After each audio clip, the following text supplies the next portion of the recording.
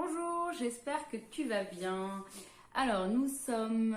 quel jour sommes-nous? Hier, nous étions lundi 11 mai. Donc aujourd'hui, nous sommes... Je te laisse répondre. Mardi 12 mai. Bravo. Alors, pour aujourd'hui, le programme, on commence par les rituels comme d'habitude. Ensuite, on poursuit avec l'étude du son Z. On termine le travail autour du quadrillage. Ensuite, un peu d'écriture et du vocabulaire. Voilà pour le programme du jour.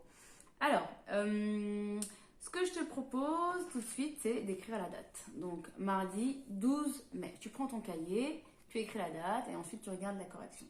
La voici. Mardi 12 mai. Très bien. Alors, j'enchaîne tout de suite avec le calcul mental. On va commencer comme hier par prendre la frise.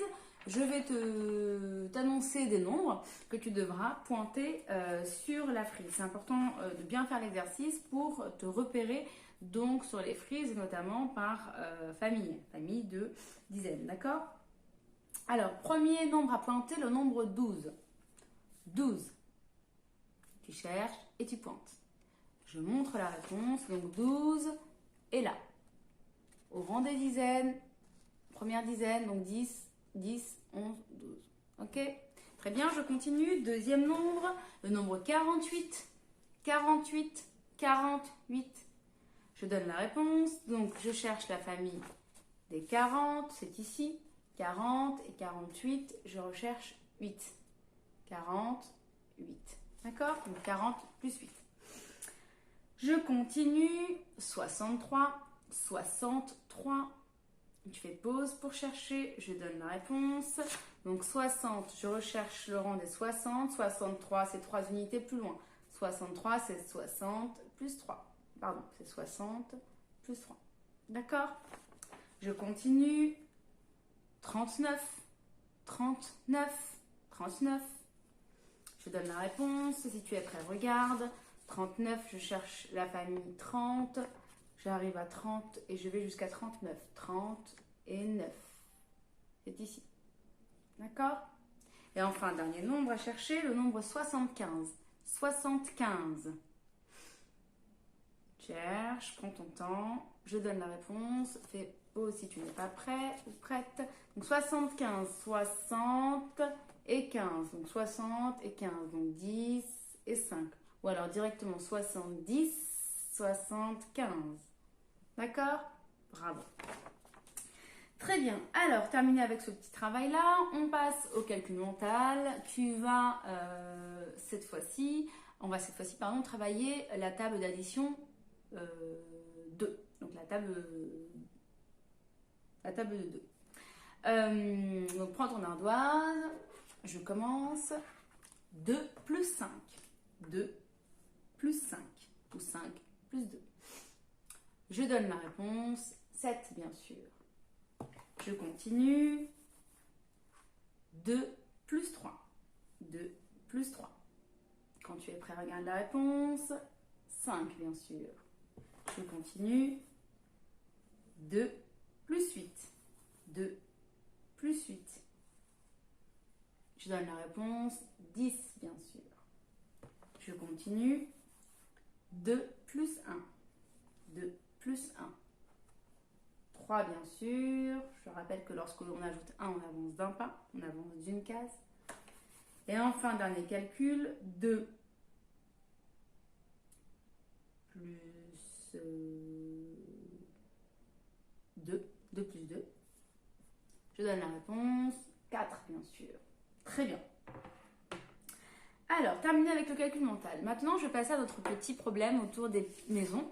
D'accord? Donc, prends ta maison et tes petits personnages. Je vais te lire un petit problème. On va en faire deux, comme ça va vite. Deux petits problèmes. Et tu devras positionner donc les personnages, pardon, j'ai oublié d'enlever les petits roues, au bon endroit. D'accord? Tiens-toi prêt, pardon, avec ta maison et tes petits personnages. Je vais te lire le problème.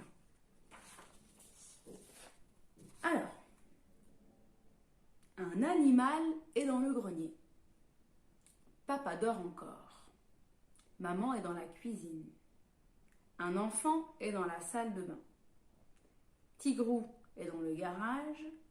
Marie est au rez-de-chaussée. Je reprends, écoute bien. Un animal est dans le grenier. Papa dort encore. Maman est dans la cuisine. Un enfant est dans la salle de bain. Tigrou est dans le garage. Marie est au rez-de-chaussée. Fais pause pour organiser tes personnages. Je le fais aussi. Prêt? Je donne la réponse. Alors, un animal est dans le grenier, on ne sait pas qui. Mais on sait que Tigrou est dans le garage. Comme on sait que Tigrou est dans le garage et que le seul autre animal est le petit chien, cela signifie que le chien est dans le grenier. C'est le chien qui est dans le grenier.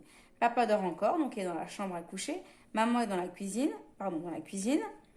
On sait que Marie est au rez-de-chaussée. Étant donné que maman est dans la cuisine et que Tigrou est dans le garage, Marie ne peut être que dans la salle à manger. Et enfin, puisque Marie est dans la salle à manger, l'autre enfant, c'est Pierre, et c'est lui qui est dans la salle de bain. Voilà. Pas simple, hein? Allez, on en fait un autre. Concentre-toi. Pierre est à l'étage. Le chat est au rez-de-chaussée. Un adulte est au grenier. Un enfant est dans le garage. Le chien est caché sous le lit. Maman est dans sa cuisine. Je reprends. Dis donc, maman est toujours dans la cuisine. Je reprends. Pierre est à l'étage. Le chat est au rez-de-chaussée. Un adulte est au grenier. Un enfant est dans le garage. Le chien est caché sous le lit. Maman est dans sa cuisine. Je rappelle simplement les niveaux. Donc, le grenier. Attends, je te remonte. Excuse-moi. Donc, ça, c'est le grenier. Chambre à coucher, il n'y en a qu'une. Donc, à chaque fois qu'on parle de la chambre, c'est ici. Salle de bain. Et au rez-de-chaussée. Donc là, c'est le rez-de-chaussée, ça veut dire le premier niveau, celui qui se situe au niveau du sol. Donc, salle à manger, cuisine, garage. D'accord? Donc ça, ce sont les 3 pièces qui sont au rez-de-chaussée. D'accord? Niveau 0. Ok?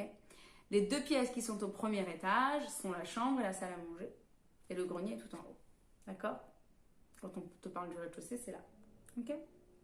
Allez, vas-y, fais pause et positionne tes personnages au bon endroit. Prêt? Alors, plus difficile celui-ci. Ce dont on est sûr, c'est que maman est dans la cuisine. Donc, tu peux déjà placer maman dans la cuisine. Ensuite, on te dit que le chien est caché sous le lit. Cela signifie qu'il est dans la chambre. Donc, tu peux directement mettre le chien dans la chambre. Voilà. Donc ça, ce sont les 2 choses dont on est sûr. D'accord? Après, on te dit que Pierre est à l'étage. Étant donné qu'à l'étage, il y a le chien dans la chambre, Pierre ne peut être que dans l'autre pièce, dans la salle de bain. Donc ça, c'est la première réponse. Pierre est dans la salle de bain. D'accord? Ensuite, étant donné que maman est dans sa cuisine et qu'on te dit l'adulte est au grenier, un adulte est au grenier, l'autre adulte, c'est papa. Puisque maman est dans la cuisine, l'autre adulte étant papa, c'est papa qui est au grenier. Reste à savoir où sont le chat et Marie. On te dit que le chat est au rez-de-chaussée. Et comme on sait que dans le garage, il y a un enfant, ça peut pas être Pierre puisque Pierre est dans la salle de bain, Marie est au garage et donc Tigrou dans la salle à manger. Quel casse-tête. Voici la réponse. Voilà, bravo. Alors, je termine ces rituels avec la petite dictée. Donc, prends ton ardoise pour faire la dictée. Voilà, la dictée de mots. Je commence. Premier mot à écrire. Premier mot, jour. Le mot jour. Le jour. Fais pause si tu n'es pas prêt. Je donne la réponse. Voici le mot jour. D'accord? Tu vois comment j'ai écrit le O et le U qui s'attachent en haut. D'accord? Jour. J-O-U-R. Deuxième mot, tu vas m'écrire le mot soupe. La soupe. Miam, miam. C'est bon la soupe. Soupe. Soupe. Donc il y a à nouveau le son OU. Soupe. Quand tu es prêt, regarde la réponse. Soupe. D'accord? Je continue. Tu vas m'écrire le mot chaque. C'est un mot outil qu'on a déjà appris. Chaque. Chaque. Chaque. On l'a revu lorsque l'on a appris le son K. Chaque. Je donne la réponse. Regarde que si tu es prêt ou prête. Chaque. Chaque. Écrit Q-U-E. Chaque. Et enfin, dernier mot. Tu vas écrire le mot. Non, encore deux mots. Tu vas écrire le mot déjà. Crocodile. Crocodile. Donc il y a 4 syllabes dans le mot. Crocodile.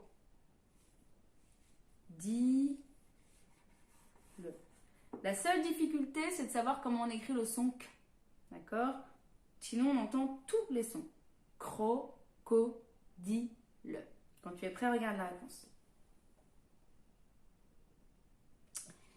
Et enfin, dernier mot. Donc le son K s'écrivait avec un C.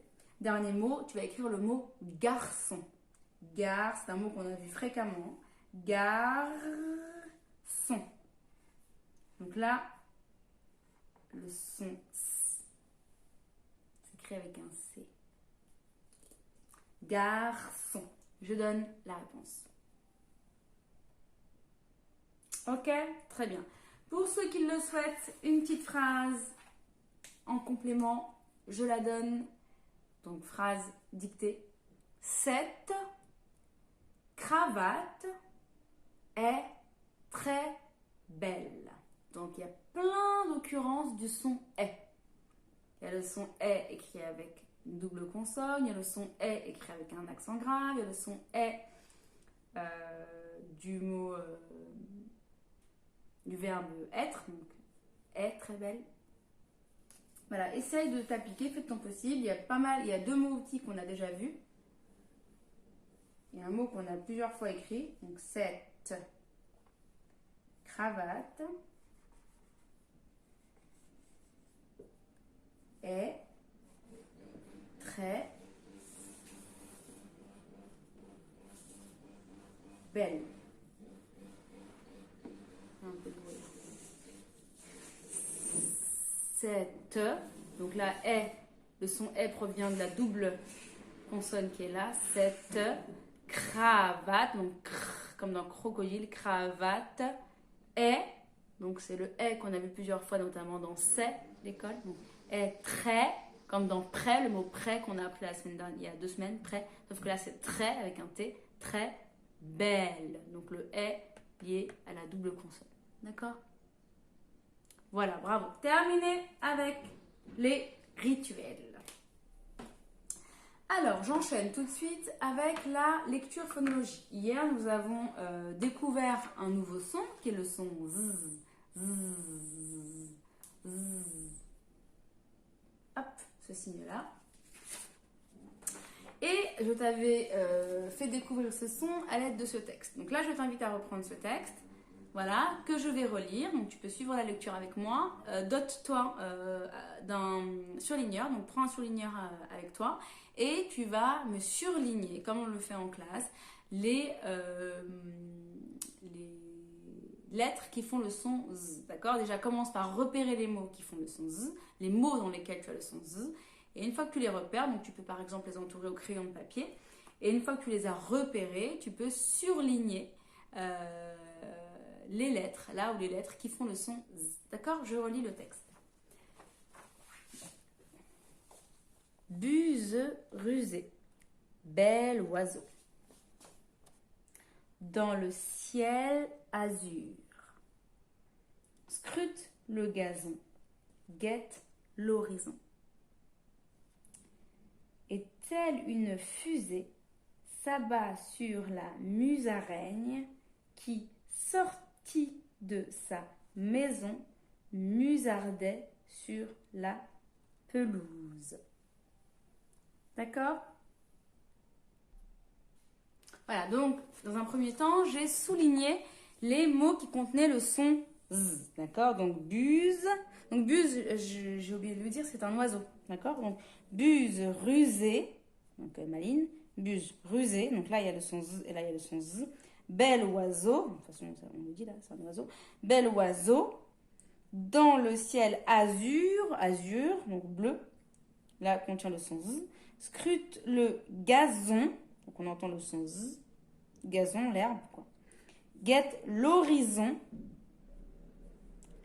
et telle une fusée, s'abat sur la musaraigne. Musaraigne, c'est un petit animal qui ressemble un peu entre la souris et la taupe, je dirais.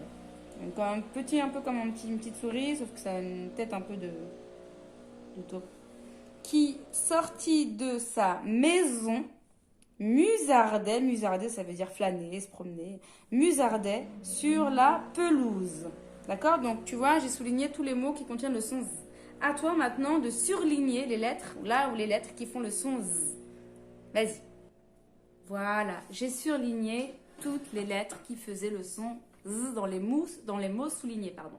Donc buse, donc là c'est le S qui fait Z. Donc je rappelle ici, tu vois, le S est entre le U et le E. C'est la raison pour laquelle il fait Z, d'accord? Parce qu'il est coincé entre deux voyelles et qu'il est tout seul. Si on avait eu deux S, ça aurait fait bus, d'accord? Donc la buse, parce que voyelle avant, voyelle après. Rusé, pareil, c'est le S qui fait Z. Bel oiseau, pareil, c'est le S qui fait Z. Donc là, tu as plusieurs mots où tu as le son Z écrit avec un S, car le S est coincé entre deux voyelles, d'accord? Dans le ciel azur, donc là, Z produit par le Z. Scrute le gazon, encore une fois un Z. Guette l'horizon, encore une fois un Z. Et telle une fusée, donc là un S. S'abat sur la musaraigne, Z. S, pardon, S, donc entre U et A. Qui sortit de sa maison, donc le Z produit par le S, coincé entre le I et le O, deux voyelles, musardait, S, sur la pelouse, S. D'accord? Donc, en conclusion, que dirais-tu? Que le son Z peut être produit par le S, si le S est coincé entre deux voyelles, ou alors par un Z. D'accord? Donc, quand tu vois Z, ça fait Z. Et quand tu vois S entre deux voyelles, ça fait Z aussi. D'accord? Très bien. Alors, prends ton exercice. Donc, cette fiche-là. Deux exercices. Premier exercice, je vais te donner des syllabes ou des mots que tu devras repérer à l'intérieur de chaque colonne et colorier ou surligner. Hein. Tu peux garder le surligneur que tu as sorti là. Et là, tu devras ranger les mots dans la bonne colonne. Je commence par le premier exercice. Je vais te donner ici une syllabe que tu devras repérer et surligner. D'accord? Petit exercice de lecture. Donc, je commence. Surligneur, colonne numéro 1. Tu vas surligner la syllabe zo. Zo. D'accord? Deuxième colonne, tu vas surligner la syllabe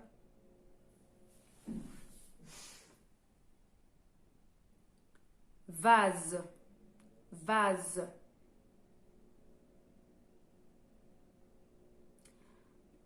Vase.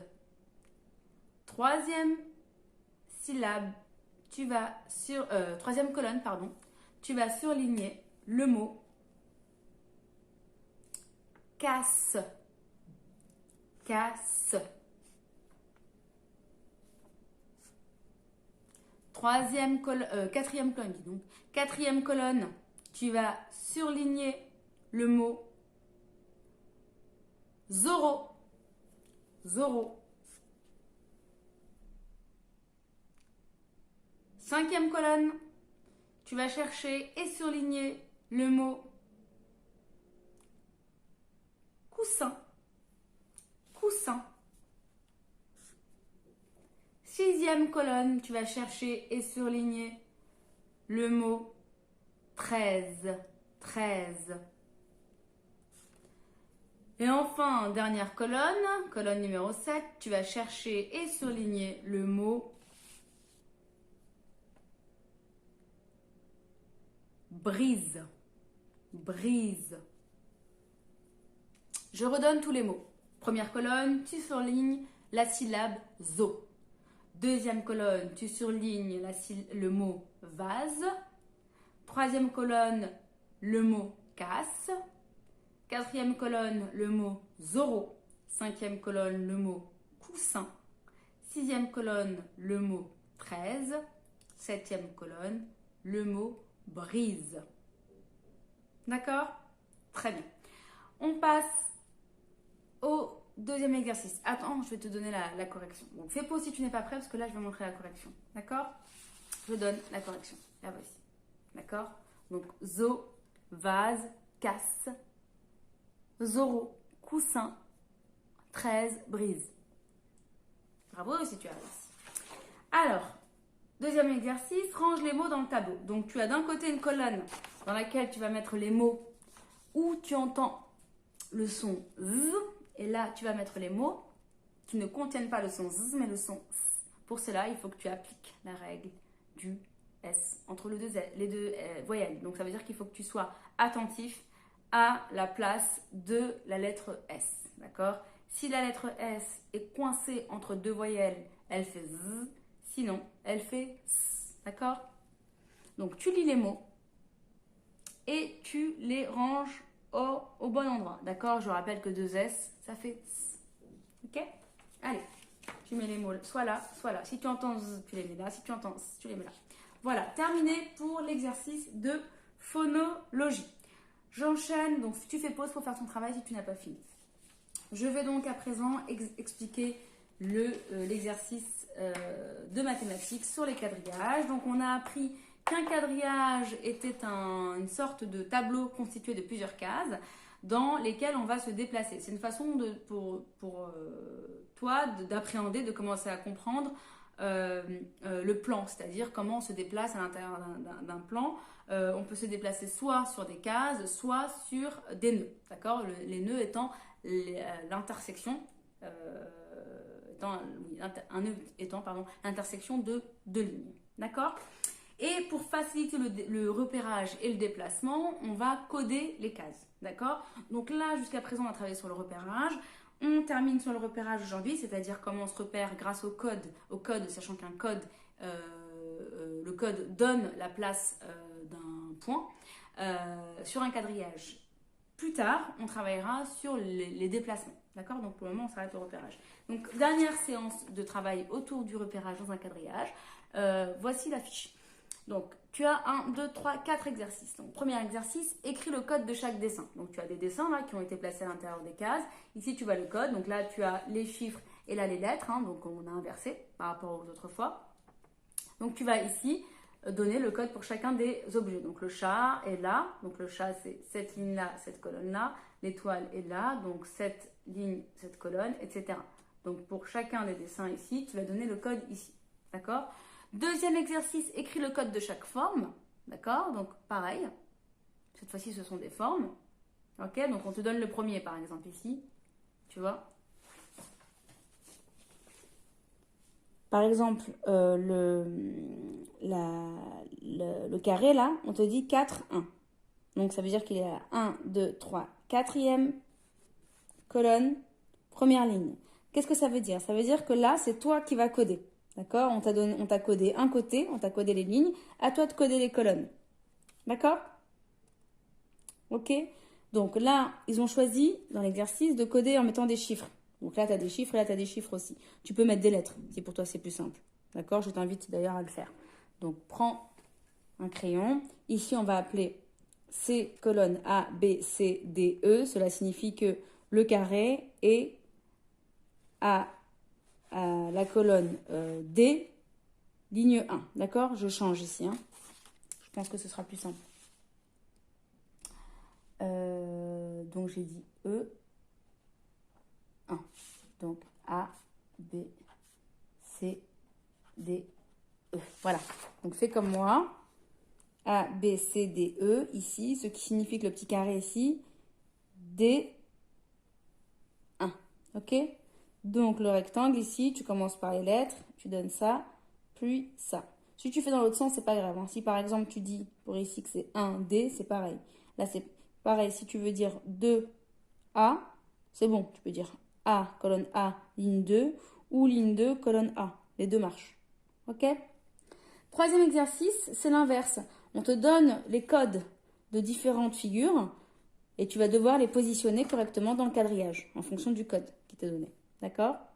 Et ici, c'est pareil, simplement comme les dessins sont un peu difficiles à faire, je te les ai mis ici, tu les découpes et tu les colles au bon endroit en fonction du code qui t'est donné. D'accord? Ici, tu as les chiffres et ici les lettres.